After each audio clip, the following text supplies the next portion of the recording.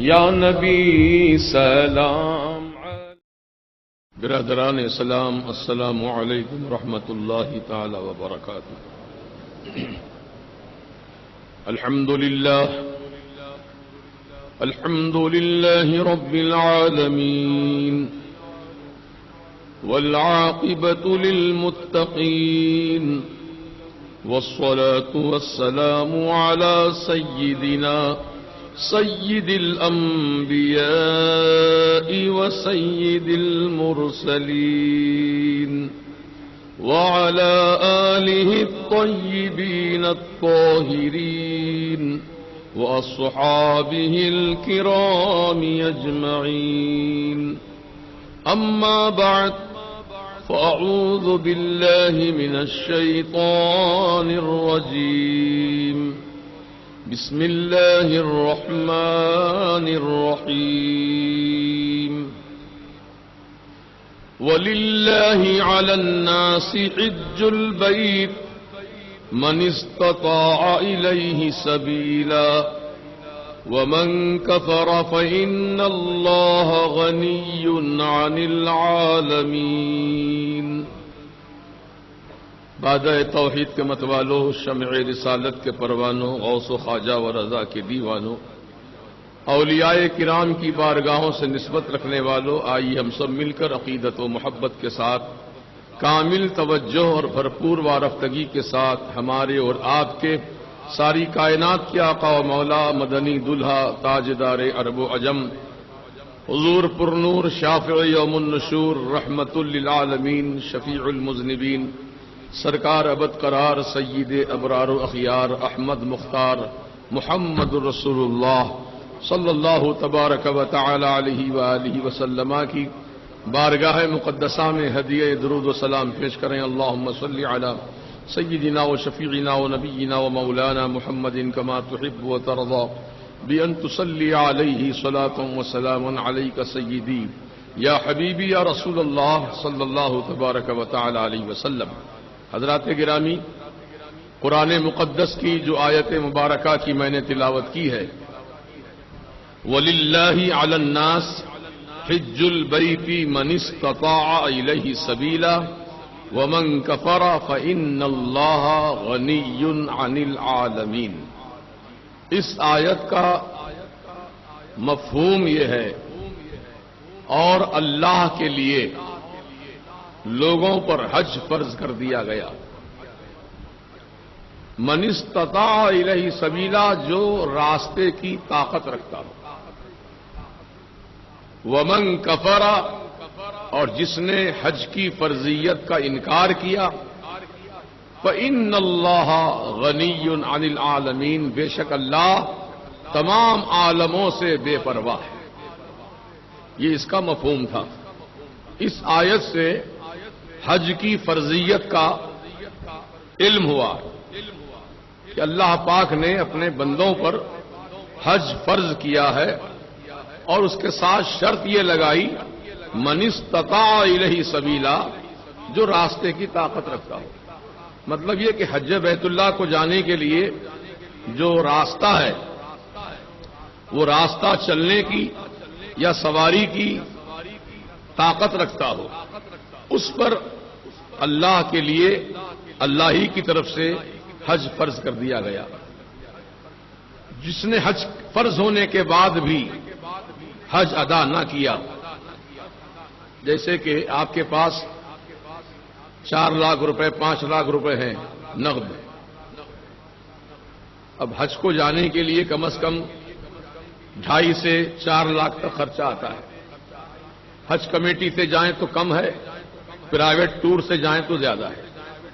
اتنی طاقت آپ کے پاس ہے کہ آپ جا سکتے ہیں بذریعے پلین یا پانی کے جہاز سے یا اور کوئی سواری سے یا پیدل۔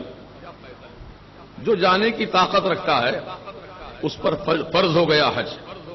اب فرض ہونے کے بعد بھی حج کو نہ گیا، دن ایسے ہی گزارتا رہا، تو اللہ کے پیارے حبیب صلی اللہ تعالی علیہ وسلم نے فرمایا کہ اس کو اختیار ہے، چاہے وہ یہودی ہو کے مرے یا نصرانی ہو کے مرے.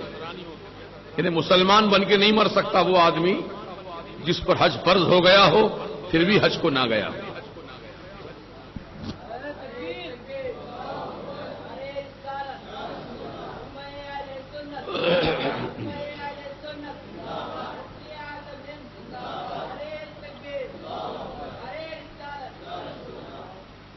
اب بتائیے کتنی بڑی وعید ہے. حج فرض ہونے کے بعد حج کو نہ گیا، حج نہ کیا، تو سرکار فرماتے ہیں وہ اس کو اختیار ہے، چاہے وہ یہودی ہو کے مرے یا نصرانی ہو کے مرے. مسلمان بن کے وہ مرتا ہے جس نے حج کر لیا. سمجھ گیا؟ تو جس کو اللہ تعالیٰ نے طاقت دے دی ہے، عطا فرما دی اپنے کرم سے، اس کو چاہیے کہ تاخیر نہ کرے حج کرنے میں. کیونکہ آپ جب چاہیں گے حج نہیں ہوگا. حج کے دن خاص ہیں، ذی الحجہ کی تاریخیں ہیں جو حج کی تاریخیں ہیں. ان تواریخ میں حج کرنا مسلمانوں پر فرض ہے. تو اللہ تعالیٰ نے حج کا ثواب بھی بہت بڑا رکھا ہے. جیسے اس کا عذاب بھی بہت بڑا ہے تو ثواب بھی بہت بڑا ہے. نہ کرنے والوں کے لیے عذاب ہے، کرنے والوں کے لیے ثواب ہے. کیا ثواب ہے سنیے. اللہ تعالیٰ کے کرم سے مسلمان نماز بھی پڑھتے ہیں، رمضان کے مہینے کا روزہ بھی رکھتے ہیں، سال میں ایک دفعہ زکوٰۃ بھی دیتے ہیں. بے شک یہ سب اچھے کام ہیں، اچھے عمل ہیں. اس کا اجر و ثواب رکھا ہے. نماز کا بھی ثواب ہے، روزے کا بھی ثواب ہے، زکوٰۃ کا بھی ثواب ہے. لیکن حج کا ثواب کیا ہے؟ اللہ اکبر. اللہ کے پیارے حبیب دانائے غیوب صلی اللہ تعالی علیہ وسلم نے ارشاد فرمایا، جو بندہ اللہ تعالی کے لیے، اللہ تعالی کی خوشنودی کے لیے، اللہ تعالی کی رضا کے لیے، اللہ تعالی کو راضی کرنے کے لیے جو حج کرتا ہے، تو حج کرنے کے ساتھ ہی وہ ایسا گناہوں سے پاک ہو جاتا ہے جیسے وہ آج ہی اپنے ماں کے پیٹ سے پیدا ہو. تو ماں کے پیٹ سے پیدا ہونے والا بچہ کوئی گناہ نہیں کیا ابھی، گناہوں سے بالکل پاک صاف ہے. تو حاجی بھی ایسے ہی پاک صاف ہو جاتا ہے. گناہ اس کے سب بخش دیے جاتے ہیں، گناہ معاف کر دیے جاتے ہیں، سوائے حقوق العباد. حقوق العباد یعنی وہ بندوں کا حق جس کو ادا کرنا ضروری ہے. مثال کے طور پر کسی سے آپ نے قرض لیا، 1 روپیہ قرض لیا، 5 روپے لیے، 10 روپے لیے، 1000 لیے، 2000 لیے، لاکھ 2 لاکھ لیے، کروڑ 2 کروڑ لیے. جس کا آپ نے قرض لیا ہے یہ حقوق العباد میں شامل ہے. اب اس کا حق ادا کر دینا یعنی اس کا قرض ادا کر دینا یہ آپ پر ضروری ہے. آپ نے اس کا حق قرض ادا نہیں کیا تو آپ کے ذمے مرتے دم تک ادا کرنا ضروری ہے. اگر آپ ادا نہیں کریں گے تو آپ کا انتقال ہو گیا تو اب آپ کے جو وارث ہیں، آپ کی جو اولاد ہے، آپ کے جو قریبی وراثت دار ہیں، ان کے ذمے لازم ہے کہ وہ اپنے باپ کا قرض ادا کریں. اگر وہ غریب ہیں، ان کے پاس پیسہ نہیں ہے، تو حکم شرع یہ ہے اگر اس کی کوئی جائیداد ہے، اس کا کوئی مکان ہے یا کوئی زمین ہے جو مر گیا اس کے نام سے، تو وہ زمین بیچ کر یا مکان بیچ کر قرض ادا کیا جائے.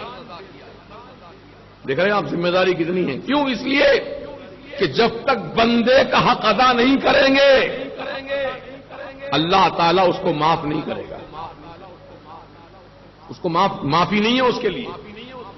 یہ تو رہی بات پیسے کی. آپ نے کسی بندے کو بلا وجہ گالی دے دی، گالی بک دی، اور اکثر لوگ کرتے ہیں. گالی بکنا بہت آسان کام ہے. گالی دے دی بلا وجہ کے، تو اب جب تک آپ اس سے معافی نہیں مانگ لیتے اللہ تعالیٰ بھی اس کو معاف نہیں کرے گا. کسی کی غیبت کی آپ نے بلا وجہ کی، تو غیبت کا بھی بہت بڑا گناہ ہے۔ تو جب تک آپ نے کسی کی غیبت کی ہے اس سے معافی نہ مانگیں، اس وقت تک آپ کا گناہ معاف نہیں ہوگا۔ کسی کا ناحق پیسہ کھا گیا، دھوکہ دے دیا۔ دھوکہ کیسے دیتے ہیں لوگ؟ ہے وہ چیز معمولی سی، لیکن کہتے ہیں نہیں صاحب یہ بہت قیمتی چیز ہے، اور اس سے زیادہ پیسے ایڈ لیے۔ کہا میں آپ کو دلا دیتا ہوں بہت سستے میں، یہ سامان چاہیے نا آپ کو، سستے میں دلا دیتا ہوں، تو قیمت سے کہیں زیادہ اس سے وصول کر لیا اور وہ سستی چیز لا کے دے دیا۔ یہ بھی دھوکے بازی ہوئی۔ تو جب تک یہ تمام گناہ کی معافی آپ نہیں مانگتے بندے سے، اس وقت تک اللہ تعالیٰ بھی اس کو معاف نہیں فرماتا۔ اس کو کہتے ہیں حقوق العباد۔ کیا کہتے ہیں اس کو؟ حقوق العباد۔ عباد کے معنی بندے، عبد کی جمع عباد ہے۔ تو اب اس معاملے میں بہت احتیاط کرنے کی ضرورت ہے۔ بلا وجہ کسی کو گالی مت بکو، کسی کا مال مت کھاؤ، کسی کی زمین پہ قبضہ مت کرو، ہے نا؟ عام طور سے دیکھتے ہیں آپ چھوٹے چھوٹی باتوں پہ جھگڑے ہو جاتے ہیں۔ اگر آپ چاہیں تو درگزر کر سکتے ہیں، اس کو معاف کر سکتے ہیں، لیکن نہیں معاف کرتے، اکڑ جاتے ہیں، اڑ جاتے ہیں، مقدمے بازی ہوتی ہے، کورٹ کچہری ہوتی ہے، لڑائی جھگڑے ہوتے ہیں، خون خرابہ ہو جاتا ہے ذرا ذرا سی بات پر۔ ایک مومن کا دل جو ہے فراخ ہونا چاہیے، کشادہ دل ہونا چاہیے۔ مومن تنگ دل نہیں ہوتا، کشادہ دل ہوتا ہے۔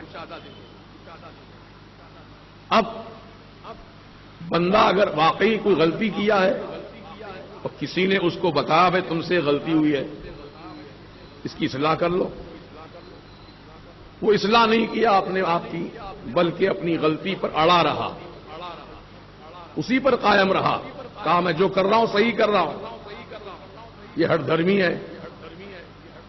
اور ہٹ دھرمی کرنے والے، حق بات کو نہ ماننے والے کون ہیں؟ یہ بھی گناہگار ہیں۔ دیکھو آپ مکے کے کفار و مشرکین غلطی پر غلطی کرتے تھے، گناہ پر گناہ کرتے تھے، اللہ کے پیارے رسول علیہ السلام نے ان کو بتایا، سمجھایا، یہ غلط کام ہے مت کرو، یہ غلط کام ہے مت کرو، زنا کاری مت کرو، شراب مت پیو، جوا مت کھیلو، سٹا مت کھیلو، شرطیں مت باندھو۔ آج کل لوگ شرطیں باندھنے کے عادی ہیں، جوا سٹا تو نہیں کھیلتے لیکن شرطیں باندھ لیتے ہیں۔ یہ شرط باندھنا بھی اسلام میں جائز نہیں ہے، یہ بھی گناہ کا کام ہے۔ ہاں آپ اچھی نیت کرو، اللہ سے دعا کرو، یا اللہ یہ میرا فلاں کام ہو جائے گا تو میں 2 رکعت نفل نماز پڑھ لوں گا، یہ میرا فلاں کام ہو جائے گا تو میں 5 دن کے روزے رکھ لوں گا، 1 روزہ رکھ لوں گا، یہ کام تو جائز ہے۔ اللہ تعالیٰ سے نظر مانی آپ نے، چنانچہ انبیاء سابقین میں سے بہت سارے واقعات سے ملتے ہیں کہ انہوں نے اچھے کاموں پر نظر مانی تھی، اللہ تعالیٰ کی بارگاہ میں دعا کی تھی، مولا ہمارا یہ کام ہو جائے گا تو ہم یہ عمل کریں گے، یہ عمل کریں گے، یہ عمل کریں گے۔ یہ تو جائز ہے، درست ہے، لیکن شرطیں باندھ لینا، ایسا ہو گیا تو میں اتنے دوں گا، نہیں دیا تو اتنے دینا، یہ اسلام میں حرام ہے، شرطیں نہیں جائز ہے اسلام میں۔ تو عزیزان محترم، گناہوں کا ایک بہت بڑا سلسلہ ہے گناہوں کا، اور پتہ نہیں ہم کون سے گناہ میں ملوث ہیں، جانے انجانے، اس پر ہمیں فکر کرنے کی ضرورت ہے۔ کہیں ایسا تو نہیں ہو رہا ہے ہم سے کہ ہم گناہ کا کام کر رہے ہوں، آپ کی سمجھ میں نہیں آ رہا ہے تو آپ کسی اہل علم سے سوال کر لو، جاننے والے سے پوچھ لو، یہ انسانیت ہے۔ اور آپ کی بھلائی اسی میں ہے کہ نادانی میں غلطی ہو جاتی ہے، اگر کسی نے بتا دیا آپ کوئی غلطی مت کرو آئندہ، تو اس کی اصلاح کر لو، توبہ کر لو، اللہ تعالیٰ اللہ معاف کرنے والا ہے۔ غلطی شیطان سے بھی ہوئی، کیا غلطی کیا اس نے؟ رب نے فرمایا اسجدوا لآدم، آدم کو سجدہ کرو، یہ اللہ پاک کا حکم تھا۔ فرشتوں کو بھی اور شیطان کو بھی. تو شیطان نے کیا کیا؟ ابا واستکبر وکان من الکافرین. ابا، انکار کیا. کس سے انکار کیا؟ سجدہ کرنے سے. میں نہیں کرتا ہوں بولا.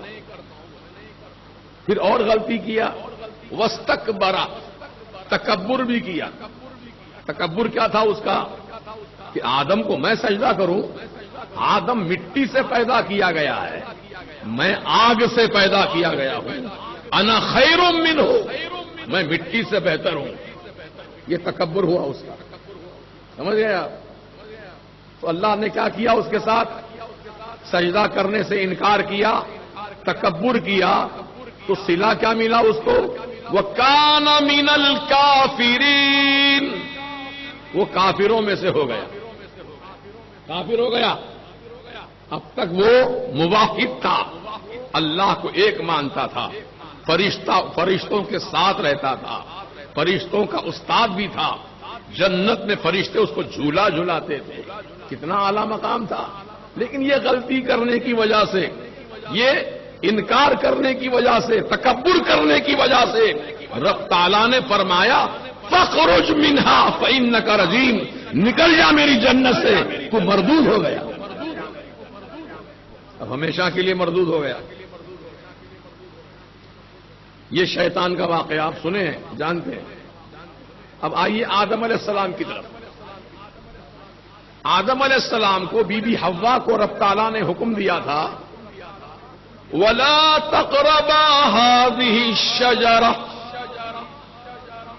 اے آدم و حوا، یہ درخت ہے جنت کا جو گیہوں کا درخت ہے، گیہوں کا، اس کے پاس مت جانا. جنت میں جہاں چاہو جاؤ، جو چاہو کھاؤ پیو، لیکن یہ درخت کا پھل نہ کھانا، اس کے قریب بھی مت آنا تم. یہ اللہ نے حکم دیا تھا. تو ہوا کیا؟ یہی شیطان مردود جنت میں پہنچا نکالنے کے بعد، پھر آیا دوبارہ، آ کے بی بی حوا کے سامنے گیا. جا کر کہا اے حوا، یہ درخت سے تم کو اللہ نے منع کیا نا، مت جاؤ بول کر. کہا ہاں منع کیا ہے. کہا اس لیے منع کیا ہے کہ تم یہ پھل کھا لو گے، جنت کا درخت کا پھل کھا لو گے تو ہمیشہ جنت میں رہیں گے تم لوگ. نہیں کھائے تو نکال دیے جائیں گے. الٹا سمجھایا. اللہ تعالیٰ نے منع کیا تھا مت کھانا یہ درخت کا پھل. تو شیطان مردود نے بہکایا، پھسلایا بی بی حوا کو. کہا کھا لو کھا لو، کچھ نہیں ہوتا، کھا لو، ہمیشہ جنت میں رہیں گے مزے سے، آرام سے. پھر اس نے آپ نے یقین نہیں کیا بی بی حوا نے اس کی بات پر، تو اس نے اللہ کی قسم کھائی. واللہ، اللہ کی قسم، تم یہ کھا لو گے تو جنت میں ہمیشہ رہو گے. تو معلوم ہوا جھوٹی قسمیں کھانا شیطان کی عادت ہے. جھوٹی قسم کھایا، بی بی حوا کو یقین آ گیا. قسم کھا کے بول رہا نا، یقین آ گیا. آپ نے اس درخت کا پھل توڑا. وہ گیہوں کا دانہ تھا. وہ دنیا کے گیہوں کے دانے کی طرح نہیں تھا چھوٹا چھوٹا، بلکہ ایک بڑے جانور کا جتنا بڑا گردہ ہوتا ہے، کڈنی گردہ، اتنا بڑا پھل تھا. اور بالکل میٹھا لذیذ رس بھرا ہوا اس میں. تو جنتی توڑا اور کھایا، خود بھی کھایا، آدم علیہ السلام کو بلا کر ان کو بھی کھلا دیا. ہوئی نہ خطا. رب نے جس سے منع کیا تھا، جو کام نہیں کرنے کہا تھا، کر لیا. اس کو کیا کہیں گے ہم؟ خطأ اجتہادی. معاملہ نبی کا ہے، نبی کی زوجہ کا ہے. ادب کا تقاضا یہ ہے، غلطی مت بولو، گناہ بھی مت بولو، کہو خطأ اجتہادی ہوئی. یہ ادب اہل سنت و جماعت کے ہاں ہے. شیطان کو تو کہیں گے ہم غلطی کیا، گناہ کیا، نافرمانی کیا، لیکن آدم علیہ السلام بی بی حوا کے تعلق سے جملہ نہیں بولیں گے ہم. وہ نبی ہیں اللہ کے، وہ آدم علیہ السلام ہیں، وہ بی بی حوا ہیں ان کی زوجہ. ادب کا تقاضا یہ ہے، ان سے کہو ان سے خطا اجتہادی ہو گئی. خطا تو ہوئی. جب خطا ہو گئی تو اللہ تعالیٰ نے ان دونوں پر اپنا عتاب نازل کیا. عتاب، شیطان کو عذاب دیا، آدم و حوا کو عتاب دیا. عذاب نہیں، عتاب. رب نے فرمایا چلو جنت خالی کرو. آدم و حوا سے کہا چلو جنت خالی کرو. میں نے منع کیا تھا تم کو اس کے قریب نہیں جانا، لیکن تم نے اس کا پھل کھا لیا. اب جاؤ دنیا میں جاؤ، اب زمین پہ جاؤ. جنت سے اتار دیے گئے. شیطان بھی نکالا گیا اور آدم و حوا کو بھی جنت سے الگ کر دیا گیا، ہے نا. تو اب شیطان آج تک اپنی غلطی پہ اکڑا ہوا ہے. کبھی اس نے توبہ نہیں کی اللہ سے کہ یا اللہ مجھ سے گناہ ہو گیا، مجھ سے غلطی ہو گئی معاف کر دے. کبھی نہیں کہا شیطان نے. اکڑا ہوا ہے آج تک اپنی غلطی پر. میں جو کیا اچھا کیا وہ کیا. اور آدم علیہ السلام جن سے خطا اجتہادی ہوئی، جب دنیا میں آ گئے، زمین پر آ گئے، احساس ہوا کہ جو کام نہیں کرنا تھا میں نے کر لیا. اللہ سے معافی مانگ لیں. ربنا ظلمنا انفسنا وَإِن لَّمْ تَغْفِرْ لَنَا وَتَرْحَمْنَا لَنَكُونَنَّ مِنَ الْخَاسِرِينَ.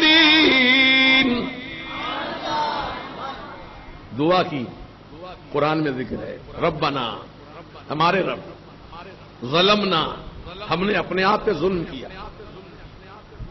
کتنا عاجزانہ انداز ہے. ہم نے اپنے آپ پہ ظلم کیا پروردگار. وَإِن لَّمْ تَغْفِرْ لَنَا، اگر تو نے ہم کو معاف نہ کیا، لَنَكُونَنَّ مِنَ الْخَاسِرِينَ، تو ہم نقصان اٹھانے والوں میں سے ہو جائیں گے، خسران اٹھانے والوں میں سے ہو جائیں گے. مولا ہمیں معاف کر دے، ہماری اس عمل کو معاف کر دے. 300 سال تک معافی مانگتے رہے. کتنے سال؟ 300 سال. یا بندہ ایک مرتبہ معافی مانگنے کو تیار نہیں.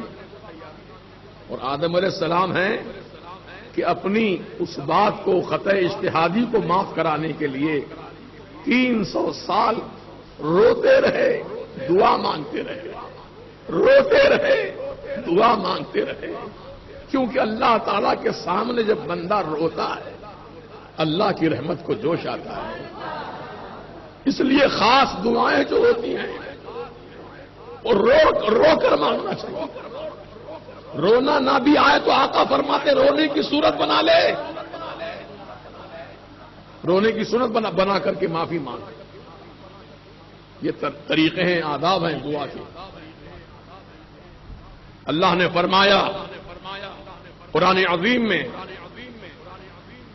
فَلْيَضْحَكُوا قَلِيلًا وَلْيَبْكُوا كَثِيرًا. ہنسنا کم چاہیے تم کو، ہنسو کم، رو زیادہ. یہ اللہ کا حکم ہے قرآن میں. ہنسو کم، زیادہ رو. لیکن ہم لوگ صبح سے شام تک ہنسی مذاق، ٹھٹا، جوکس، ایک دوسرے کا مذاق اڑانا، ایک دوسرے کی ہنسی اڑانا، یہ ہمارا محبوب مشغلہ بن گیا ہے. اب تو دنیا میں ایسے ہی مسخرے ہیں جو باضابطہ مسخرے پن کا پروگرام کرتے ہیں. اس کا عنوان رکھتے ہیں قہقہوں کی بارات، قہقہے لگانے کی بارات، ہنسی کا مزاحیہ پروگرام. سمجھ رہے ہیں؟ لوگ پیسہ دے کر ٹکٹ خرید کر وہ ہنسنے والے ڈھووں کو جا کے دیکھتے ہیں کیسا ہنس رہا ہے، کیسا ہنسا رہا ہے. جبکہ حکم کیا ہے ہم کو؟ رو زیادہ، ہنسو کم. زیادہ ہنسنے میں نقصان کیا ہے؟ سن لو یہ بھی. میرے آقا فرماتے ہیں زیادہ ہنسنے سے دل مردہ ہو جاتا ہے. اور اگر نماز میں ہنسو گے تو قبر میں اندھیرا ہوگا. خالی وقتوں میں ہنسنے سے دل مردہ، اور نماز میں ہنسو گے تو قبر کا اندھیرا. اس سے بچو، سنجیدگی اختیار کرو. میرے آقا بھی ہنسے ہیں، میرے آقا نے بھی مذاق کیا ہے، لیکن کیسا مذاق جو شریعت کے دائرے میں ہے. ایک بڑی بھی آئی بوڑھی عورت، حضور نے، وہ صحابیاں ہیں حضور کی، حضور نے فرمایا بڑی بھی بوڑھی عورتیں جنت میں نہیں جائیں گی، بوڑھی عورتیں جنت میں نہیں جائیں گی. تو زاروں قطار رونے لگی. آقا نے مسکرا کے فرمایا غم مت کرو، بوڑھی نہیں جاؤ گی، جتنی بوڑھی عورتیں ہیں ان کو جوان بنا کر اللہ جنت میں داخل کرے. یہ حضور کا مذاق تھا. کتنا پیارا مذاق ہے. دل نہیں دکھایا آپ نے، بلکہ ایک بات جو حقیقت ہے وہ بیان کی. ہر چیز کا ایک ضابطہ اصول ہے ہمارے پاس اسلام میں. بے ضابطہ نہیں ہے ہم لوگ، باضابطہ ہیں. اس لیے ہر چیز میں اس اصول کو پیش نظر رکھو. کسی کا مذاق مت اڑاؤ، کسی کی ہنسی مت اڑاؤ. ہو سکتا ہے آج تم کسی کی ہنسی اڑا رہے ہو، کل کے دن کوئی تمہاری ہنسی اڑا دے. بچو اس سے. تو محترم سامعین، بس مختصر بات یہی کرنی تھی کہ اللہ تعالیٰ نے ایمان والوں پر حج فرض کر دیا ہے زندگی میں ایک بار. اور حج کا فائدہ کیا ہے؟ گناہ معاف کر دیے جاتے ہیں، اور اللہ تعالیٰ اس کو پاک ستھرا فرما دیتا ہے. کیونکہ حج کا موسم ہے قریب آنے والا، اور حاجیوں کے قافلے جا رہے ہیں، تو ان کو چاہیے کہ پورے ادب و احترام کے ساتھ کعبۃ اللہ شریف جائیں، پورے ادب و احترام کے ساتھ مدینہ پاک میں حاضری دیں. ایسا کوئی کام نہ کرو، کوئی ایسی بات نہ کہو جس سے اللہ تعالیٰ کا غضب ہم پر ہو جائے اور ہم تباہ و برباد کر دیے جائیں. ارے پرندے ادب کرتے ہیں اس جگہ کا، پرندے ادب کرتے ہیں اس مقام کا. اللہ میرے آقا کی بارگاہ میں دیکھو کبوتر بہت زیادہ ہے نا، بہت کبوتر ہیں. سرکار نے پسند فرمایا ان جانوروں کو قربت عطا فرما دی. حضور کے روزے کے اطراف رہتے ہیں، لیکن کیا مجال، قسم خدا کی کیا مجال کہ کوئی کبوتر آ کر سرکار کے گنبد پہ بیٹھ جائے. آج تک نہیں بیٹھا کوئی کبوتر. اور کبوتر جہاں بیٹھتے ہیں وہاں بیٹ کرتے ہیں. وہ جانور ہیں، بیٹ کر دیتے ہیں، بلادت کر دیتے ہیں، لیکن سرکار کے روزے پر، سرکار کے پورے علاقے میں کہیں بیٹ نہیں دیتے. یہ پرندے بھی ادب کرتے ہیں. اور کعبۃ اللہ شریف، وہاں پر ابابیل پرندے بہت زیادہ ہیں. کون سے پرندے؟ ابابیل. پرندوں کی ٹکڑیاں بڑی تعداد میں اڑتی ہوئی آتی ہیں آسمان پر، لیکن جب کہاں جہاں کعبۃ اللہ ہے اس کے اوپر سے نہیں جاتی، کٹ جاتی ہیں. بیچ میں کعبہ رہتا ہے، اطراف سے نکل جاتی ہیں. پرندے بھی جانتے ہیں یہ اللہ کا گھر ہے، اس کا ادب و احترام کرنا ہے. جب پرندے جیسے پرندے اس مقدس جگہ کا ادب کرتے ہیں، اے انسانوں تم تو اشرف المخلوق ہو. اللہ نے اپنے گھر میں تم کو بلایا کعبے کا طواف کرنے کے لیے، نبی کی زیارت کرنے کے لیے، تو وہاں پر کوئی ایسا کام مت کرو جو خلاف شرع ہے. اب سیل فون میں جو کیمرے آ گئے ہیں، سیلفی لینے کا جو جنون ہو گیا ہے لوگوں کو، کعبۃ اللہ میں طواف کرتے کرتے سیلفی چل رہی ہے. مدینہ پاک میں حاضر ہیں، سیلفی چل رہی ہے. کس کو دکھانا ہے بھائی؟ کس کو دکھانا ہے بولو؟ یہ تصویر کشی اس مقام پر ادب نہیں ہے، لحاظ نہیں ہے، احترام نہیں ہے. شو پٹک کے کام کر رہے ہیں، احرام بندھے ہوئے ہیں، فوٹو سیلفی چل رہی ہے. ارے احرام جب باندھ لیتے ہو تو حلال چیز بھی حرام ہو جاتی ہے. حالت احرام میں ناخن کاٹنا حرام، بال کاٹنا حرام، خوشبو لگانا حرام۔ جب احرام میں نہیں ہے لگا سکتے ہیں آپ، بال ترشوائیے، خوشبو لگائیے، ناخن کاٹیے، جائز ہے آپ کے لیے، حلال ہے، لیکن حالت احرام میں حرام۔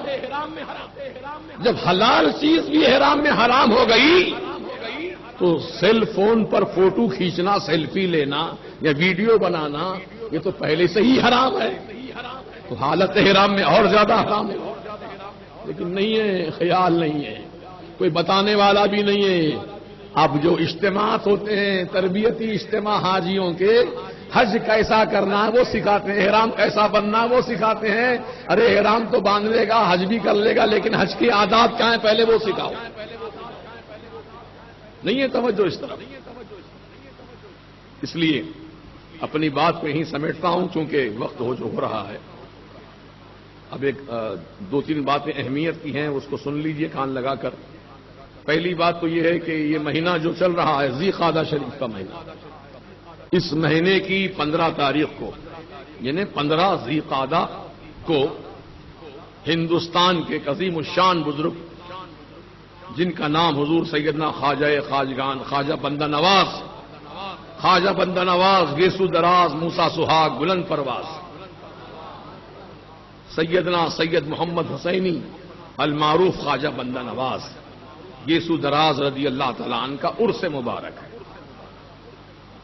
الحمدللہ جیسا کہ الزام ہے ہم سنی رضویوں پر، بریلویوں پر، یہ بریلوی لوگ صرف اعلی حضرت ہی کہتے ہیں اور کسی کو یاد ہی نہیں کرتے، یہ جھوٹا الزام ہے ان کا۔ ہم اللہ کے تمام اولیاء کرام جو دنیا میں موجود ہیں تقریباً سبھی اولیاء کا ذکر خیر ہوتا ہے، جو معروف و مشہور ہیں ان تمام مشہور اولیاء کا اکثر و بیشتر ذکر ہوتا ہے۔ اب ہمارے جس علاقے میں ہم رہتے ہیں یہ دکن کا علاقہ ہے اور ہمارے دکن کے خواجہ ہیں خواجہ بندہ نواز، ان کا عرس منا رہے ہیں۔ ہم رضوی ہو کر کے سلسلہ چشتیہ کے عظیم الشان بزرگ کا عرس منا رہے ہیں، تو معلوم ہوا رضوی سچا وہ ہوتا ہے جس کے دل میں اللہ کے ہر ولی کا احترام ہوتا ہے۔ ہم شخصیت پرستی کے قائل نہیں ہیں، ہمارا ذہن بہت وسیع ہے، ہمارا مشرب بھی بہت وسیع ہے، ہمارا مسلک بھی بہت وسیع ہے۔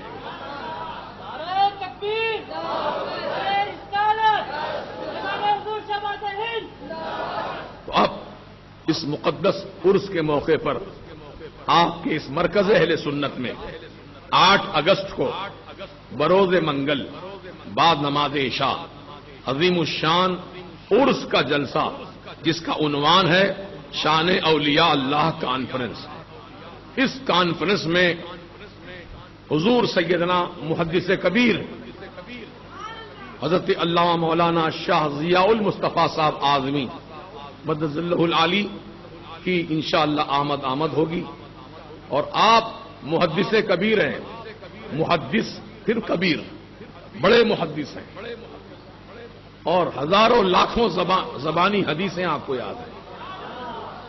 ابھی 84 سال تقریباً عمر ہے آپ کی، اس عمر میں بھی حافظے کا یہ عالم ہے کہ پوری عربی عبارت حدیث کی پڑھ کر راویوں کے نام کے ساتھ پڑھ کے سناتے ہیں۔ یہ فیضان حدیث ہے، وہ حضرت تشریف لا رہے ہیں، اور ایک ساؤتھ افریقہ سے حضرت علامہ مولانا شاہد رضا صاحب جو حضرت کے داماد بھی ہوتے ہیں لیکن رہتے ہیں ساؤتھ افریقہ میں، وہ بھی انشاءاللہ اس جلسے میں حاضر آئیں گے۔ ان کا بھی بہت بہترین نایاب خطاب ہوتا ہے، علمی خطاب، میں سنا ہوں ایک بار۔ اس لیے یہ 2 شخصیتیں یہاں پر جلوہ فرما ہونے والی ہیں۔